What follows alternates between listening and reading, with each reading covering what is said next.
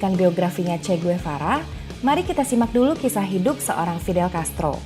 Karena berbicara tentang Che Guevara, kita tidak bisa lepas dari sosok Fidel Castro, begitupun sebaliknya. Dalam video ini kita akan menyimak perjalanan hidup seorang Fidel Castro dari lahir hingga sebelum ia bertemu dengan Guevara. Oke, tanpa panjang lebar lagi, yuk kita simak sampai habis ya.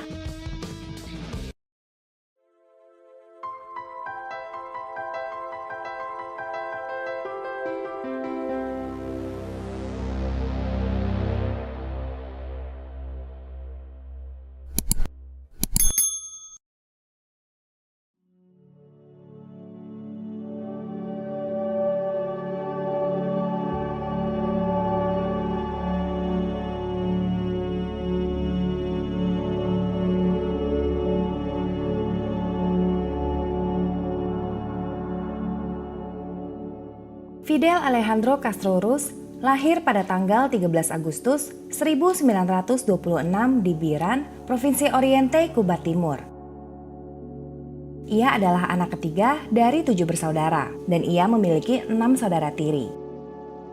Fidel Castro bersama dengan kelima saudara kandungnya lahir di luar nikah.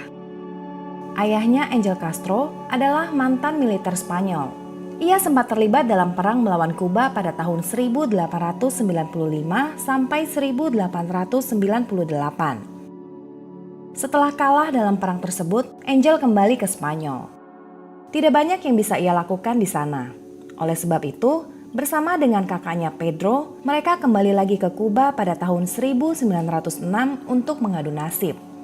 Tanpa sepeser pun dia mulai bekerja, cerita Fidel di kemudian hari. Sang ayah lahir di Lankara, Spanyol.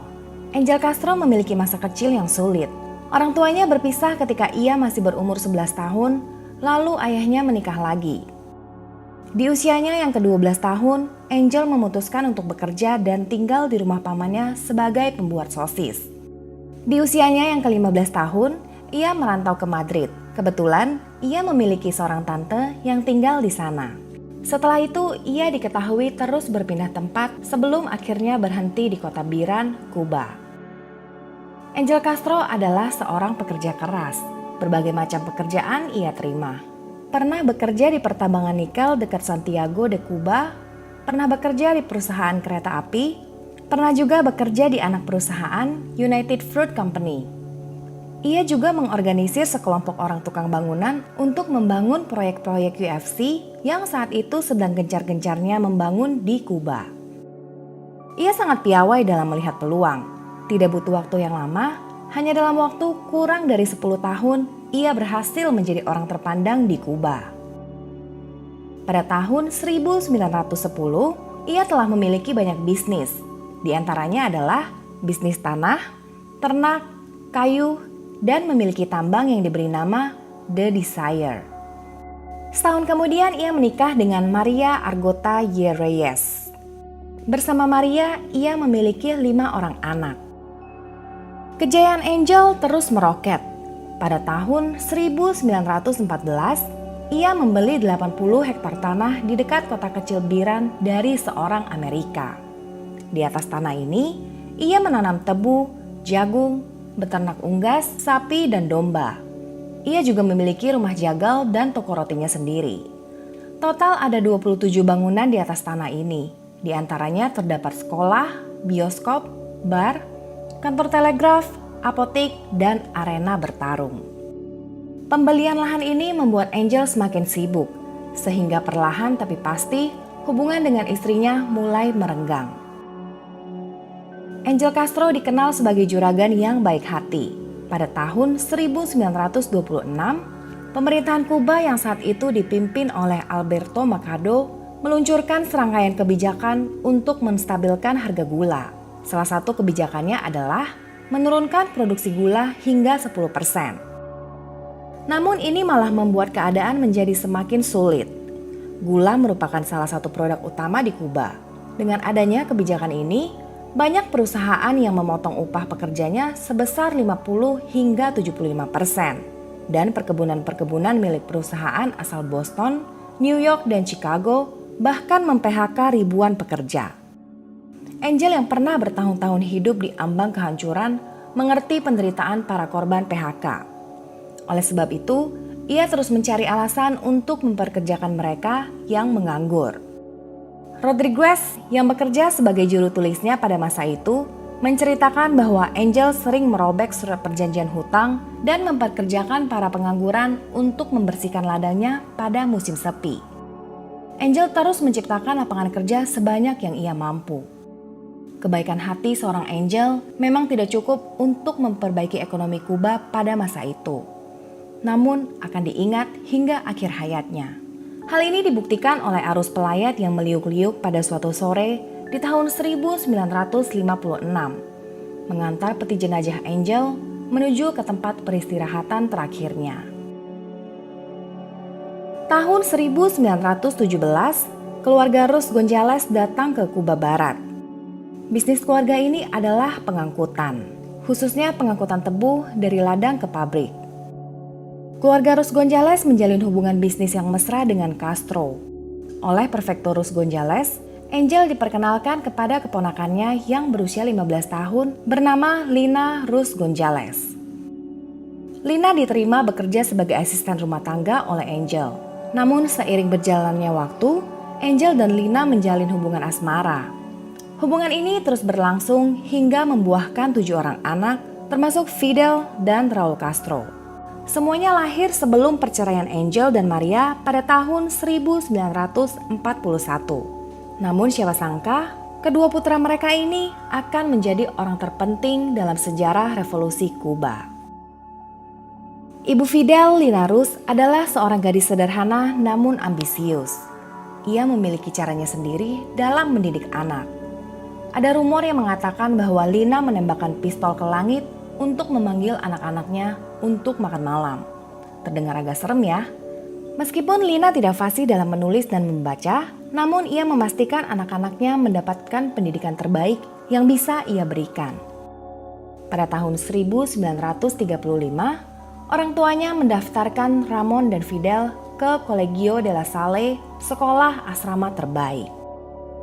La Salle menerapkan aturan Prancis, mengajarkan bahasa Prancis ketimbang bahasa Inggris, dan mengikuti schedule layaknya sekolah di Prancis, di mana sekolah libur pada hari Kamis dan Minggu. Fidel memang terlambat masuk sekolah. Ia adalah murid yang paling tua di kelasnya. Ia juga kurang bisa beradaptasi dengan budaya Prancis yang diterapkan di La Salle, membuatnya sering dihukum oleh guru. Di asrama ini Fidel merasa sangat senang, karena asrama ini sering melakukan kegiatan outbound. Hari-hari di sini terasa lebih seperti berpetualang daripada bersekolah. Meskipun begitu, Fidel terlibat konflik fisik dengan seorang murid di sini, yaitu Bernardo yang mendapat kepercayaan dari gurunya untuk mengawasi para murid lain. Sebelumnya, Fidel sempat adu jotos dengan Bernardo yang lebih tua darinya. Setelah itu, ia sering dicegat oleh Bernardo, kemudian dipukul. Hingga suatu hari, Fidel lepas kendali. Ia melompat ke arah Bernardo, menggigitnya, menonjoknya, dan menendangnya hingga ia ditarik oleh orang lain. Fidel mengadu kepada kepala sekolah, namun ia tidak mendapatkan pembelaan. Ketika orang tuanya datang menjenguk, kepala sekolah berkata kepada mereka bahwa Ramon dan Raul adalah murid yang baik. Namun tidak bagi Fidel, seorang bandit terburuk yang pernah diterima di sekolah ini, kata sang kepala sekolah. Sebagai hukuman, Angel mengeluarkan ketiga putranya dari asrama tersebut.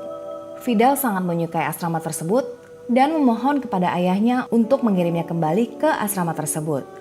Namun ayahnya menolak dan mengatakan bahwa sekolah tersebut tidak menginginkanmu di sana. Tidak habis akal, Fidel lalu pergi mengancam ibunya. Jika kamu tidak mengirimku kembali ke sekolah itu, aku akan membakar rumah ini, ancamnya. Dan ibunya tahu bahwa ia tidak main-main. Beruntung ia tidak melakukannya. Hingga akhirnya tahun 1939, di usia belum genap 13 tahun, Fidel dikirim ke sekolah asrama Colegio de Dolores untuk melanjutkan pendidikannya. Pada tanggal 6 November 1940, Fidel menulis surat untuk Presiden Amerika Serikat pada masa itu, Franklin D. Roosevelt. Dalam surat tersebut, Fidel mengaku sebagai anak laki-laki berusia 12 tahun, tetapi sebenarnya ia berusia 14 tahun pada saat itu. Ini menimbulkan pertanyaan, kenapa bisa Fidel Castro salah menuliskan umurnya? Penjelasan yang paling bisa diterima adalah Fidel tidak ingin teman-temannya tahu bahwa ia tertinggal di sekolah untuk kebaikan dirinya sendiri baik dalam bidang intelektual maupun atletik. Fidel menyelamati Roosevelt yang baru saja terpilih menjadi presiden untuk periode ketiganya. Saya ucapkan selamat karena saya mendengar di radio Anda telah terpilih menjadi presiden, tulis Fidel. Kemudian Fidel meminta selembar uang pecahan $10. Saya meminta Anda untuk mengirimkan kembali surat ini beserta selembar uang $10 yang berwarna hijau itu. Karena belum pernah sekalipun dalam hidup saya melihat uang itu. Saya ingin memilikinya, lanjutnya. Kemudian surat itu ditutup dengan ucapan "Selamat tinggal, temanmu Fidel Castro". Ia juga menambahkan, jika presiden menginginkan besi untuk membuat kapal, aku tahu persis di mana bisa menemukannya. Aspek yang paling menarik perhatian orang adalah Fidel Castro yang terbilang belia memanggil orang paling berkuasa di Amerika layaknya teman akrab, "My good friend Roosevelt", mengawali surat tersebut dan diakhiri dengan "Your friend Fidel Castro". Ini menunjukkan betapa percaya dirinya seorang Fidel Castro. Surat tersebut sampai ke Departemen Luar Negeri pada tanggal 27 November 1940. Dibalas oleh seorang staf di Gedung Putih. FYI, Roosevelt memiliki staf yang bertugas khusus untuk membalas korespondensi prioritas rendah seperti surat Fidel ini. Isi balasan tersebut hanya sekedar ucapan terima kasih atas dukungan dari Fidel. Surat ini tidak pernah sampai ke tangan Roosevelt. Ia tidak pernah mengenal Fidel Castro hingga akhir hayatnya. Surat balasan ini kemudian dipamerkan di buletin sekolah, membuat Fidel Castro menjadi selebriti di sekolahnya. Meskipun merasa senang karena Fidel berpikir bahwa Roosevelt sendiri yang membalas suratnya, namun Fidel lebih merasa kecewa karena Roosevelt tidak mengirimkannya uang $10 dan tidak menerima ajakannya untuk melihat pertambangan besi.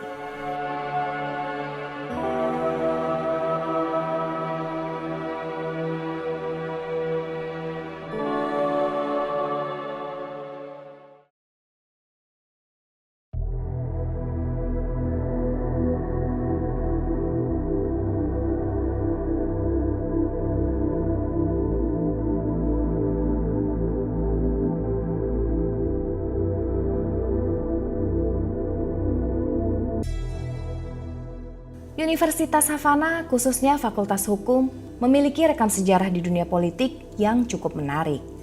Para mahasiswa bergabung dengan berbagai organisasi yang berhubungan dengan partai politik di sana, baik secara langsung maupun tidak langsung.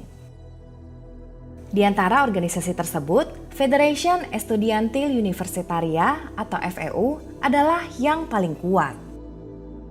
FEU didirikan pada 20 Desember 1922 oleh Julio Antonio Mella yang juga merupakan co-founder dari Partai Komunis Kuba yang didirikan pada tahun 1925. Organisasi ini menerima mahasiswa dari seluruh universitas di Kuba, namun anggotanya didominasi oleh mahasiswa dari Universitas Havana. Organisasi ini sangat aktif dalam urusan politik. Mereka sangat frontal menentang pemerintahan Gerardo Machado yang saat itu menjabat sebagai presiden Kuba. Mahasiswa sering melakukan protes dan bentrok dengan pemerintahan. Organisasi ini pun diburu oleh rejim Machado. Mella terpaksa melarikan diri ke Meksiko pada tahun 1926. Suasana semakin memanas ketika Machado mengingkari janji kampanyenya. Dalam pidato kampanye pertamanya, Machado berjanji bahwa ia hanya akan menjabat selama 1 periode saja. Namun pada kenyataannya, ia memodifikasi konstitusi Kuba 1901 agar bisa tetap berkuasa. Ia memenangkan pemilu pada tahun 1928 dan menjabat sebagai presiden untuk periode kedua. Ditambah lagi, Julio Antonio Mella dibunuh di Meksiko pada tahun 1929 oleh kaki tangan Machado. Bentrok antara mahasiswa dan pemerintahan tidak dapat dihindari. Banyak mahasiswa yang terluka ditangkap dan terdapat satu korban jiwa yaitu Rafael Trejo González. Sejak saat itu, suasana di Kuba tidak pernah tenang hingga akhirnya pada tahun 1933, revolusi yang didukung oleh Fulgencio Batista berhasil melengsarkan Machado. Peristiwa ini dikenal dengan Revolusi Kuba 1933. Universitas Havana mempunyai pengaruh besar dalam aktivitas politik Kuba. Universitas ini telah menjadi salah satu bagian yang turut menyeimbangkan pemerintah. Ketika Fidel Castro memasuki Universitas Havana pada tahun 1945, ia memulai dengan bermain bola basket untuk sebuah tim elit yang bermarkas di Havana Yacht Club. Ia sangat berbakat dalam bidang olahraga. Jika ia tidak terjun ke dunia politik, mungkin ia akan menjadi atlet ternama.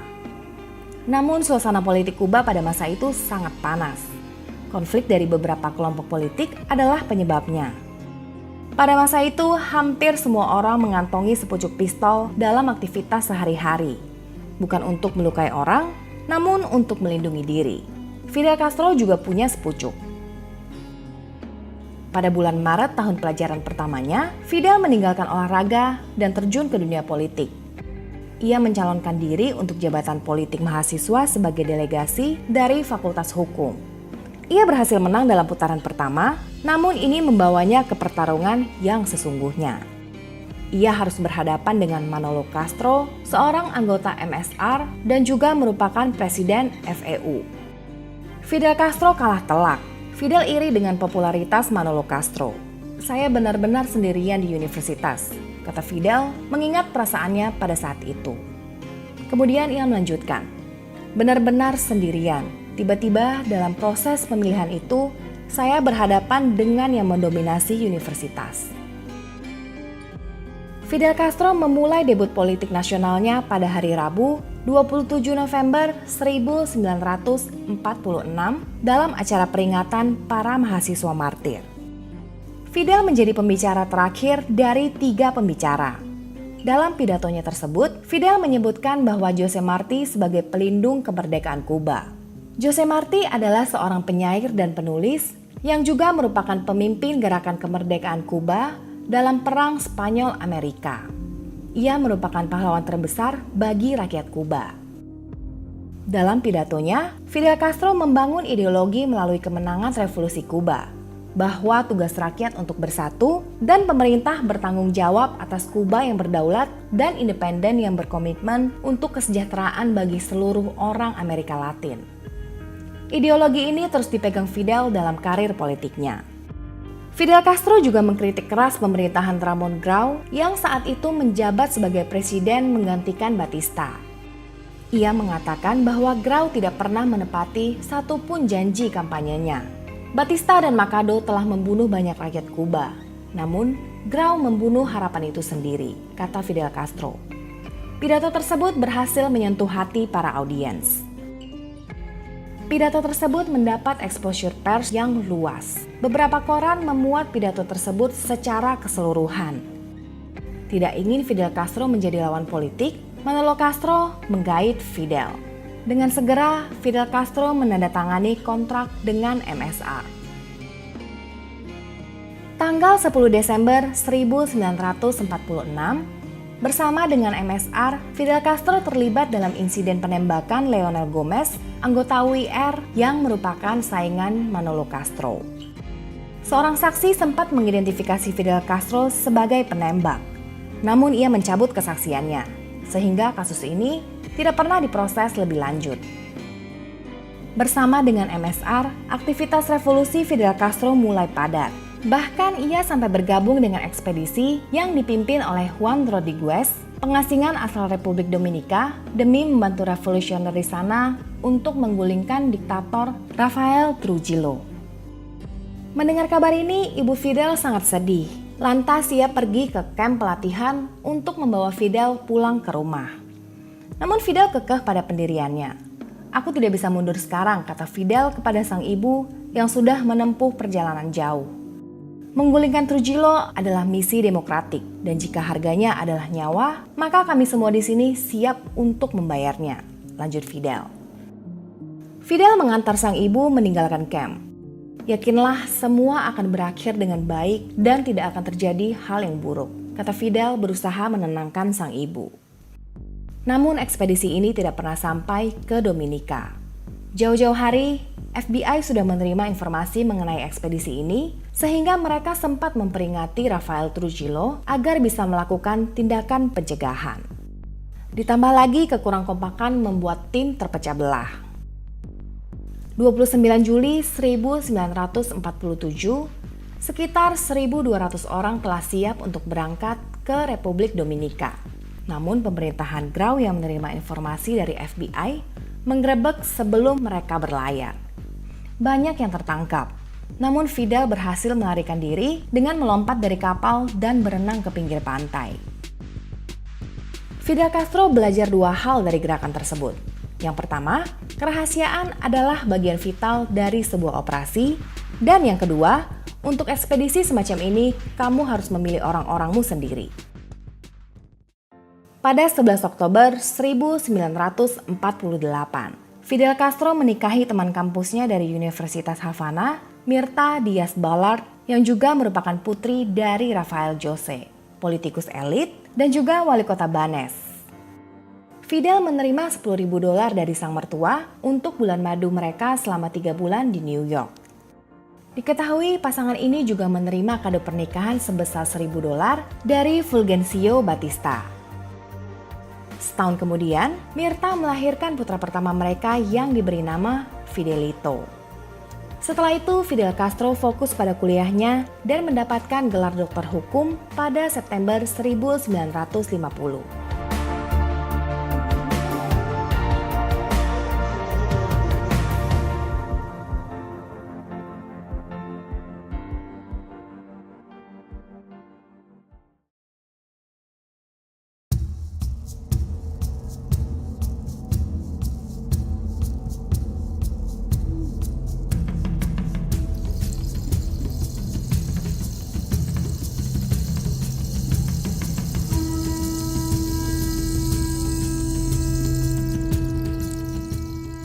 26 Juli 1953 pukul 5 pagi.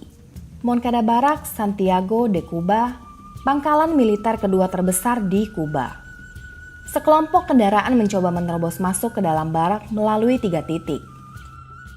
Kendaraan tersebut mengangkut lebih dari 100 orang pemberontak bersenjata yang terbagi menjadi 3 tim. Tim pertama berisi 20 orang yang dipimpin oleh Abel Santamaria dengan misi mengambil alih rumah sakit sipil di belakang barak. Tim kedua berisi 5 orang yang dipimpin oleh Lester Rodriguez dengan misi mengambil alih Palacio de Justicia atau gedung pengadilan negeri.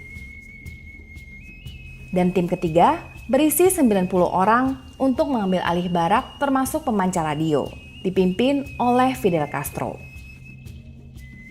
Tujuan utama dari operasi ini adalah untuk menggulingkan presiden diktator Fulgencio Batista. Sesampainya di pintu gerbang, Castro menghentikan mobilnya. Ia melihat para tentara dalam posisi siaga, seolah telah mengetahui kedatangan mereka. Para pasukan Castro melompat keluar dari mobil, mengira bahwa mereka telah berhasil menerobos masuk ke dalam barak. Alarm berbunyi saat mereka masih di luar gerbang. Para penjaga menghujani mereka dengan tembakan dari senapan mesin. 4 orang tewas sebelum Castro memerintahkan untuk mundur.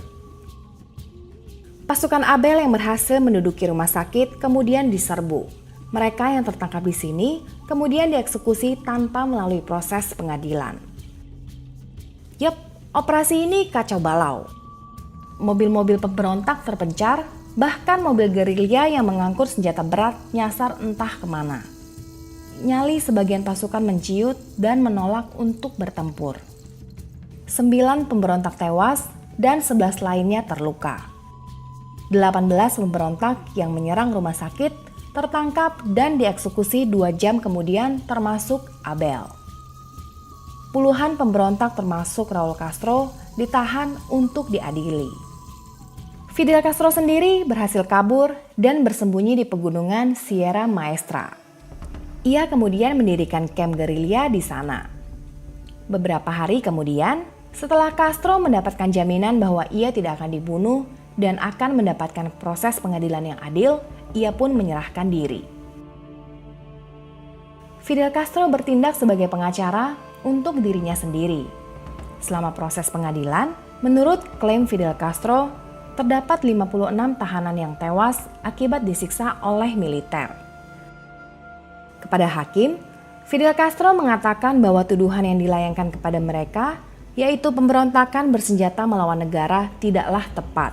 Karena mereka hanya memberontak melawan pemerintahan Batista yang telah mencuri kekuasaan secara tidak konstitusional.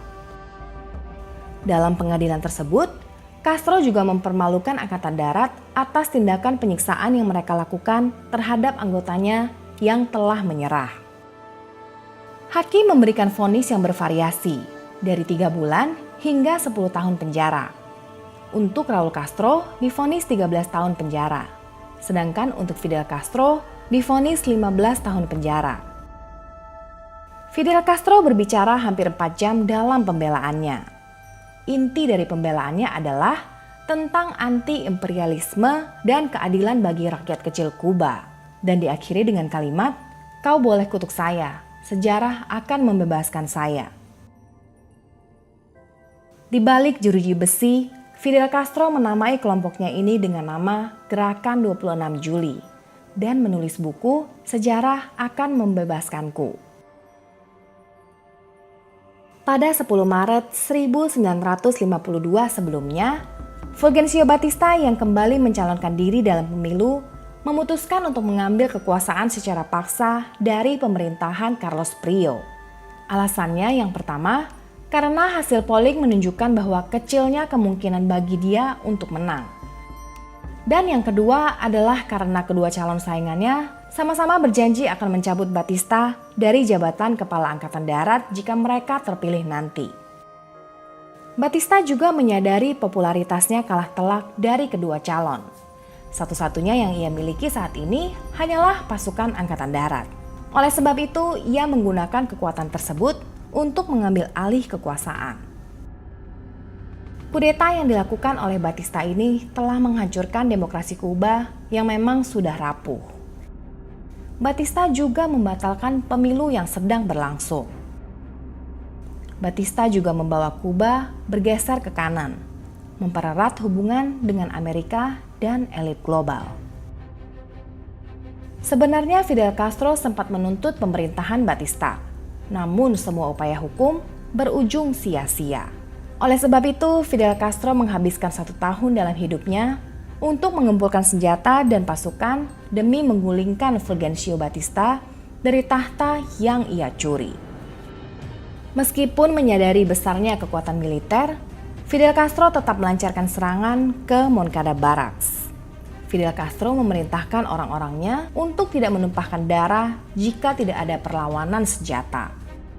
Tujuan utama operasi ini adalah menguasai persenjataan untuk memulai revolusi. Meskipun jika ini gagal, ini akan heroik dan memiliki nilai simbolis, tulis Fidel Castro dalam catatannya. Operasi ini memang gagal total, namun ini menjadi panggilan bagi sebagian rakyat Kuba untuk melawan Batista. Pada tahun 1954, pemerintahan Batista mengadakan pemilu, namun Batista menjadi calon tunggal. Pemilu yang dianggap penuh kecurangan. Para pendukung Fidel Castro menuntut amnesti bagi mereka yang terlibat dalam insiden Barak Moncada. Setelah mendapatkan masukan dari beberapa politikus, Batista akhirnya menyetujui amnesti ini karena menganggap hal ini dapat memberikan citra yang baik baginya. Lagi pula, Batista merasa kuat berkat hubungan baiknya dengan Amerika dan beberapa perusahaan besar. Sehingga ia melihat Fidel Castro bukanlah ancaman berarti baginya. Selama di penjara, Fidel Castro bercerai dengan Mirta. Fidel Castro juga sangat kesal kepada Mirta setelah mengetahui bahwa Mirta sekarang bekerja di Kementerian Dalam Negeri. Ia merasa sangat terhina. Akibat dari perceraian ini, Fidel Castro kehilangan hak asuh atas Fidelito. Ia tidak bisa menerima hal ini karena tidak ingin darah dagingnya dibesarkan dalam lingkungan borjuis. Dalam surat yang ia tulis kepada Mirta, Fidel Castro mengatakan bahwa ia akan terus berjuang untuk mendapatkan kembali putranya. "Aku tidak akan pernah berhenti, bahkan jika dunia ini harus hancur di dalam prosesnya," tulis Fidel Castro. Pada tahun 1955, Fidel dan Raul beserta rekan-rekannya akhirnya bebas setelah 22 bulan mereka mendekam di penjara. Namun gerak-gerik mereka dipantau dengan ketat. Lalu mereka pergi ke Meksiko untuk bergabung dengan para revolusioner lainnya yang dalam pengasingan. Fidel mengirim pesan kepada media. Ia mengatakan bahwa ia terpaksa meninggalkan Kuba karena pintu perjuangan yang damai telah tertutup baginya. Dan ia berjanji akan merebut kembali hak-hak mereka. Takdir mempertemukan Raul Castro dengan seorang dokter asal Argentina. Seorang revolusioner dalam pengasingan. Seorang yang kelak digambarkan oleh Fidel Castro sebagai revolusioner yang lebih maju dari saya. Ya, orang itu bernama Ernesto Che Guevara. Welcome to my party, we're just getting started. A life